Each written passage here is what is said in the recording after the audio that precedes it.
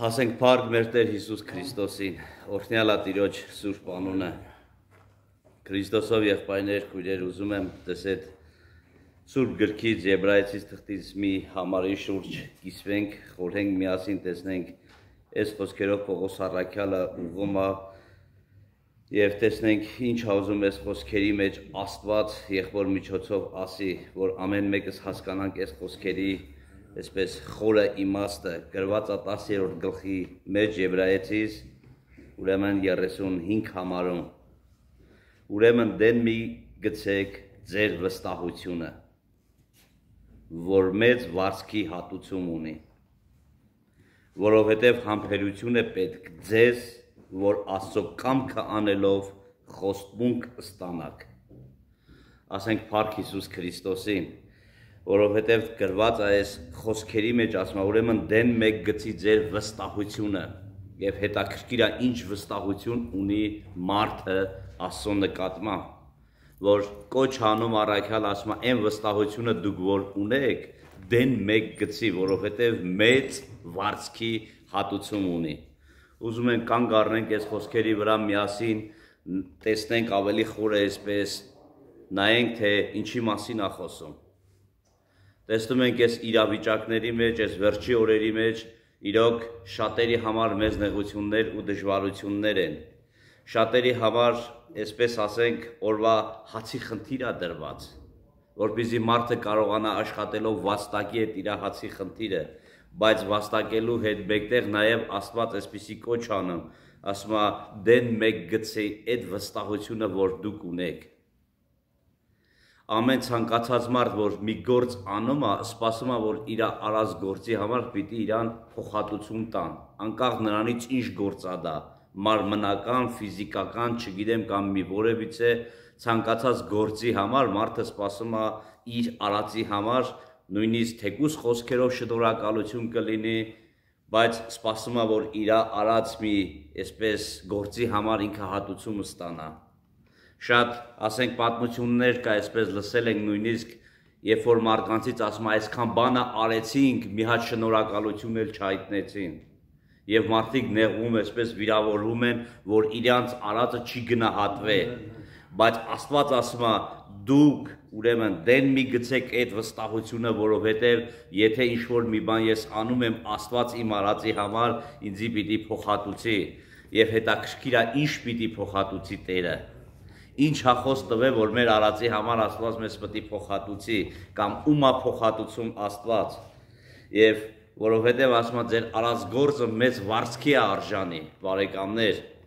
և շատ ժամանակ հարց ենք տալիս, միթե մենք Տիրոջ համար ինչ-որ հենց բան ենք արել,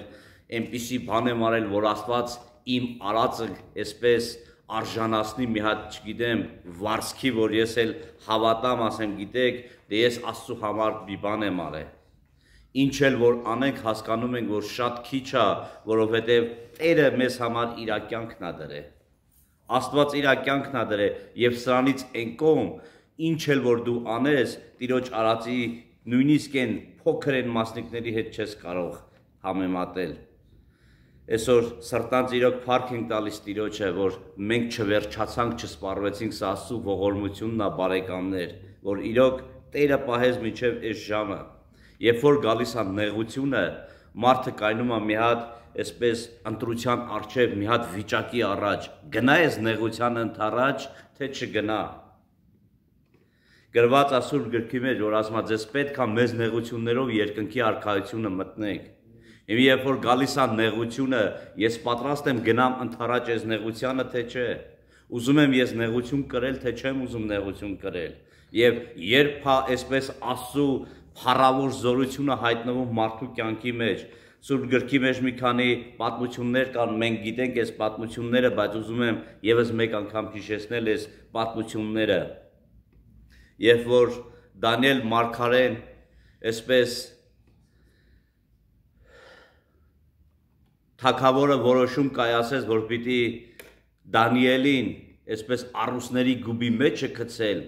Միջև վերջ Դանիելը հաստատ մնաց այդ խոսքի մեջ, հավատարիմ մնաց այդ խոսքի մեջ, և չեմ կարծում, որ ամեն մի քայլից առաջ, ամեն մի արարքից առաջ Դանիելին գցում են առուսների գուբը ոչ իր կյանքի մեջ այդ մի անգամ եղավ այդ դեպքը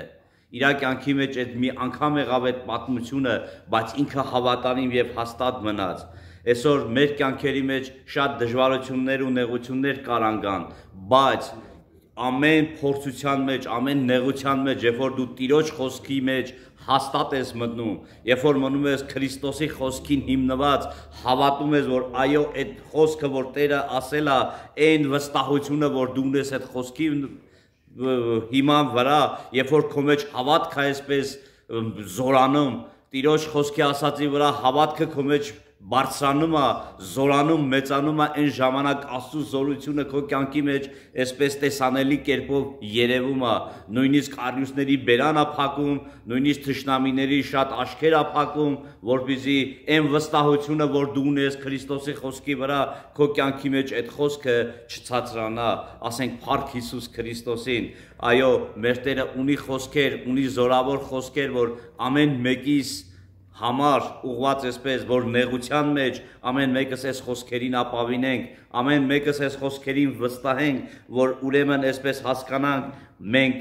ու գործ ենք անում Տիրոջ համար այսպես ասած, գործը դա է, որ դու հավատարիմ ես Աստծո խոսքին, գործը դա է, որ դու վստահում ես այդ խոսքին, գործը նա է, որ այս խոսքը քո կյանքի մեջ զորություն է բերում եւ տեսնում ենք, որ այո, մեծ վարձք է Տերը սրա համար քեզ համար պատրաստել եւ որն է այս վարձքը ժողովուրդ ջան, ոչ միայն երկնքի արքայությունը, բացի արքայությունը նաեւ մեծ վարձք եւ այսօր մարդու ամեն մի գործը նրանում է կայանում, ինչ էլ որ անում է, մարդը իր համար անում, իր անձի համար անում, իր շահի, իր եկամտի համար անում։ Բայց կան բաներ այսպես, որ մենք չգիտենք, թե այս օրհնությունը Աստված որ տալիս է մարդուն շատերը մտածում են, որ այսօր եթե իմ գործերս հաջող են, ֆինանսական այսպես ոչ մի խնդիրներ ես չունեմ, սա համարում ենք, որ Աստծուց օրհնություն է եկել մեզ, բայց կարա նաև տեսեք շարունակության մեջ գրվում է, ասում է, ձեզ համբերություն է պետք, որպեսզի Աստծո կամքը կատարեք։ Եկեք իրոք նայենք ու տեսնենք, որ ժողովուրդ ջան, մենք համբերություն չունենք։ Այս վերջի օրերի մեջ մեր համբերություններն էլ է այսպես սպառվել, ինչի համար, մարդը իր բնույթով այսպես է, որ մի բան ուզում է, միշտ ուզում է իր ուզածի պես եղնի և շուտ եղնի, արագ եղնի, բայց ասում է Աստծո կամքը, սա է, որ մենք ուրեմն համբերություն ունենանք, Աստծո կամքը սա է, շատ ժամանակ մենք գիտենք այս խոսքերը ասում ենք Աստծո կամքը բարին հաճելին և կատարյալն է, այո բարին հաճելին կատարյալն է, բայց շատ ժամանակ Աստծո կամքը իմ ուզածի հետ չի համապատասխանում, իմ ցանկությունների հետ չի գալիս, շատ ժամանակ ես համաձայն չեմ այս կամքի հետ, բայց քանի որ Սուրբ Գիրքը ասում է սա է Աստծո կամքը բարին հաճելին ու կատարյալը, ուրեմն ես հավատում եմ այս խոսքերին, ինչքան էլ ինձ համար հաճելի չլինեն, ինչքան էլ իմ սրտի ուզածը չլի, ինչքան էլ իմ ցանկությունները չլինեն, բայց քանի որ սա Աստծո կամքն է, ուրեմն հաճելի է, բարի է եւ կատարյալ է։ Թող Աստված փառավորվի ժողովուրդ ջան։ Ես մի պատմություն եմ ուզում միասին նայենք եւ այսպես մի անձնավորություն է եղնում ծերունի շատ տարիներ առաջ մի գյուղի մեջ ապրելուց մի օր գալիս է այսպես ինքը մի հատ սպիտակ ձի է ունենում եւ այս ձիուն այնքան է ինքը սիրում իր միակ ունեցածը էս է եղնում ուրիշ բան չի ունենամ որ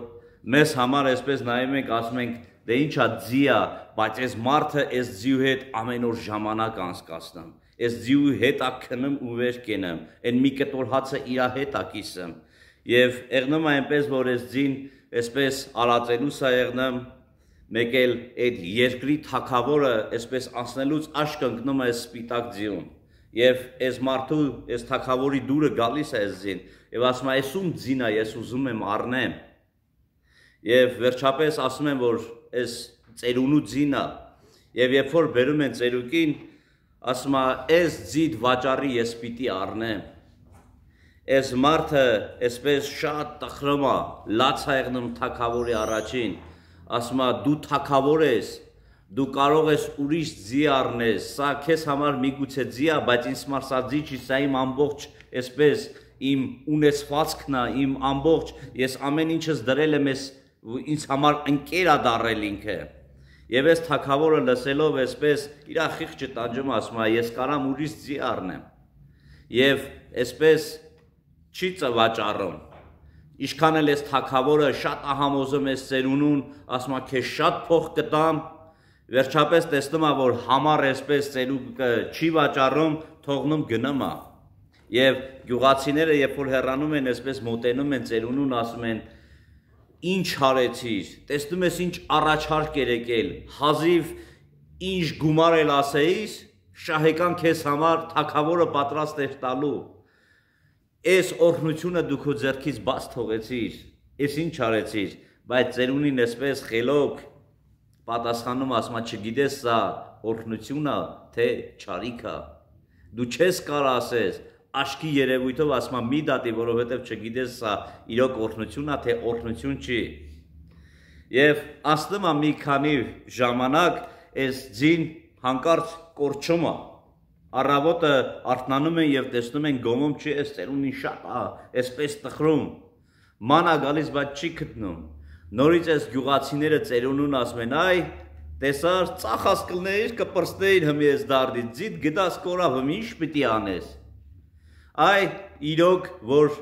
չարիք եկավ քեզ, դու չլսեցիր, բայց ծերունին նույնպես նույն ձևի պատասխանում ասում է, չգիտես սա օրհնություն է,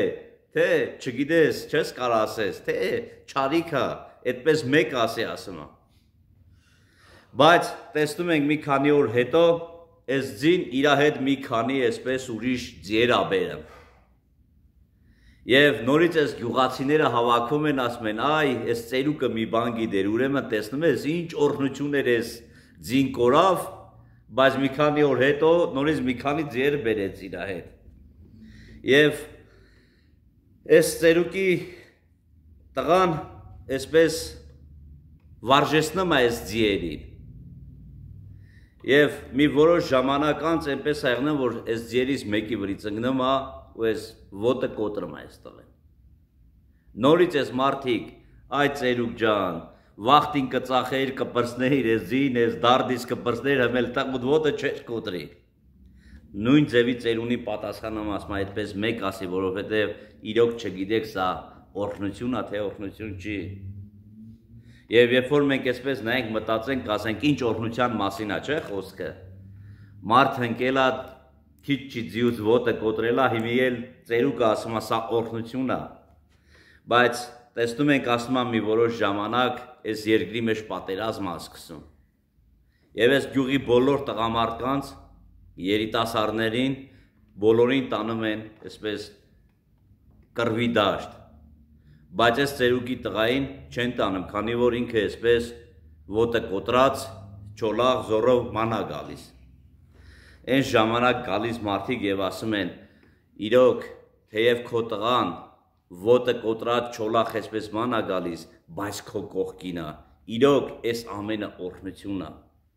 Մեր երեխաները գնացել են եւ մենք չգիտենք, հետ են գալու, թե հետ չեն գալու։ Այս պատմությունից ուրեմն ինչ ենք հասկանում ժողովուրդ ջան, որ մենք մեր աշկի տեսածով ենք միշտ այսպես դատում, բայց Աստված ապագան գիտի մեր ամեն մեկից, եւ Աստված սրտեր ու երիկամունքներ քննող Աստված է։ Եվ Տերը ուզում է մենք հավատանք իր խոսքին, վստահենք իր խոսքին, ոչ թե մեր աշկի տեսածին ու մեր աշկի երևույթին, որովհետև մեր աշկի տեսածը մեզ շատ ժամանակ, ոչ թե շատ ժամանակ, ամեն ժամանակ մեզ խաբել է։ Բայց Աստծո ասած խոսքերը, անկախ նրանից դու հավատում ես դրան թե չէ, Աստծո ասած խոսքերը հաստատ եւ հավատարիմ են։ Օրհնյալ է Տիրոջ անունը, որ ասում է համբերություն է ձեզ պետք, համբերություն է մեզ պետք ժողովուրդ ջան։ Այսօր մի բան են ասում, չենք սպասում, որ այս մարդի ասի պրծնի միջև վերջ լսենք, խոսքը կիսատ թողած սկսում ենք բարկանալ։ Ես ասեմ, եթե դուք ունեք համբերություն, ես չգիտեմ, այս վերջի շրջանի մեջ իրոք տեսնում եմ, որ այս համբերությունը այսպես ոնց որ չկա, ավելի շուտ են այսպես բարկանում, ավելի շուտ ենք այսպես ջղայնանում, բայց Աստված ասում է, որ մեզ պետք է, որ ամեն մեկս այս համբերությունը ունենանք, վստահելով այս խոսքին, իսկ համբերությունը մենք ունենում ենք այն ժամանակ, երբ որ դու Տիրոջ խոսքին վստահում ես, այս խոսքը գործում է քո կյանքի մեջ եւ գիտես, երբ որ Աստված ասել է այս խոսքը քո կյանքի մեջ, պիտի գործի պարտադիր, ուղղակի քեզ պետք է, որ դու սպասես ժամանակը, երբ որ գա այս խոսքը կկատարվի քո կյանքի մեջ։ Մենք շատ խոստմունքներ ունենք Տիրոջից առաջ, նաև հաջորդ համարը այսպես ասեմ, որ Աստծու կամքը անելով ամեն մեկս խոստմունքը առնենք։ Ամեն մեկս խոստմունքը առնենք։ Եվ Աստված այդ խոստմունքն էլ տվեց մեր լուսահոգի Զենիկ եղբայրը միշտ հիշեցնում էր, ասում էր, Տերը շատ խոստումներ ա մեզ տվել, բայց մնացել է ընդամենը մի հատ խոստում։ Ասավ ես գնում եմ եւ ձեզ